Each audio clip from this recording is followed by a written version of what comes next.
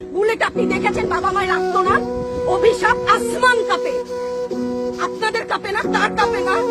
অভিশাপের ভয় হয় না? বুকগুলা চাচা হয়ে গেছে আমার সন্তানদের। আবার বুলেট বলবেন, কি বলবেন? এগুলো অস্ত্রের মুখে দাঁড়িয়ে আছে, আমাদের পয়সায় কেনা বুলেটে আমাদের সন্তানদের আপনারা বুলেট ছুটছেন। আর কত আর কত?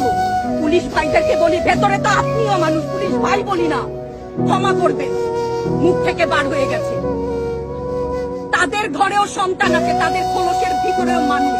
যারা এখনো ঘরে আছেন তারাও জানেন আর কতদিন ভয় পাবেন। ভয়েই থাকেন, একটা মারবেন 10টা আসবো, 10টা মারবেন লক্ষ আসবো।